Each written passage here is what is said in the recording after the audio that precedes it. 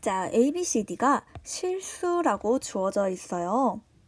그러면 우선 나의 식을 먼저 살펴보면 한 근이 1 빼기 i라고 주어진 것을 바탕으로 우리는 다른 한 근을 바로 알 수가 있는데요.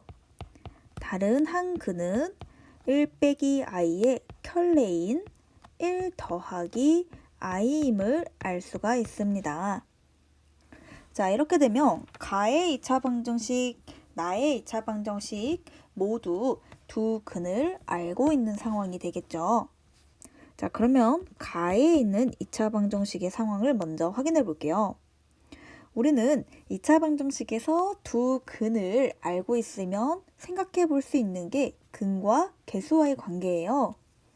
자, 근과 계수와의 관계를 이용을 해보면 두 근의 합과 두 근의 곱을 2차 방정식의 계수들을 이용해서 표현이 가능하죠. 우선 합의 값은 마이너스 x제곱의 계수분의 x의 계수가 되니까 a분의 2가 된다는 것을 알 수가 있고, 좌변에서 써주었던 이 합을 계산해서 다시 써주면 마이너스 1이 된다는 점을 이용하여 a의 값이 마이너스 2임을 알 수가 있습니다. 자, 이번에는 두 근의 곱을 이용을 해볼 건데, 두 근의 곱은 x제곱의 계수분의 상수항이 되죠.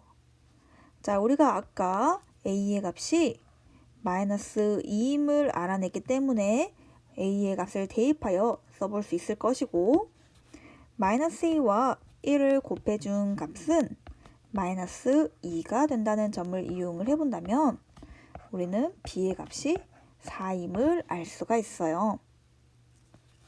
자, 마찬가지로 근과 계수와의 관계를 나에서도 적용을 해볼게요.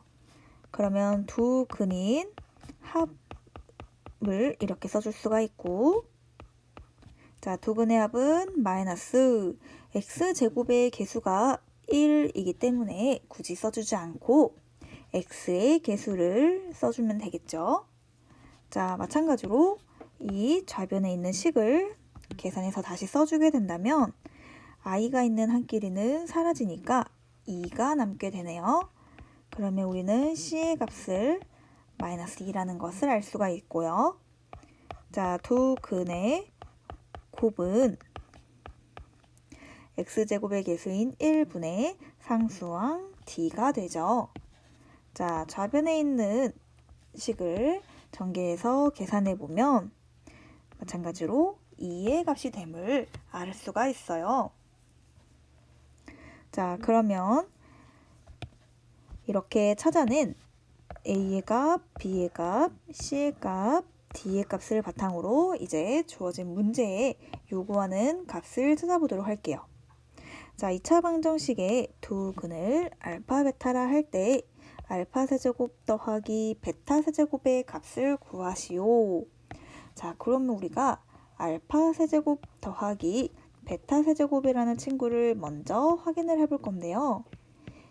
자, 세제곱들의 합은 알파 더하기 베타의 세제곱에서 빼기 3알파 베타 알파 더하기 베타의 곱으로 나타낼 수가 있어요. 따라서 우리가 구하고자 싶은 값을 알기 위해서는 알파와 베타의 합과 알파와 베타의 곱의 값을 알면 구할 수 있다는 것을 생각해 볼 수가 있겠네요. 자, 그러면 이 2차 방정식을 b, c, d의 값을 아까 가와 나의 방정식으로부터 구해냈었죠. 그것을 대입하여 다시 써주게 되면 d의 대신에 2가 들어가게 되고 c 대신에 마이너스 2가 들어가게 되고 b 대신에 4가 들어가게 됩니다. 자, 양변을 2로 나눠서 다시 써볼게요.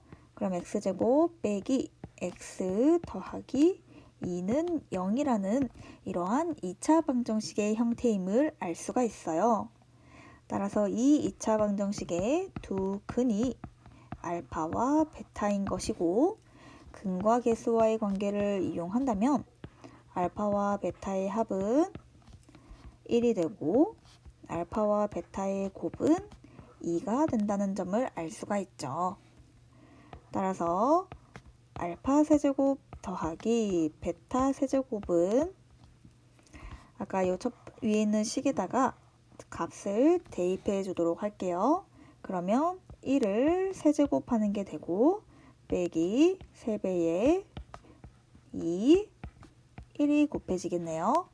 자, 따라서 1 빼기 6이 되니까 마이너스 5가 우리가 구하고자 했던 식의 값임을 알 수가 있습니다.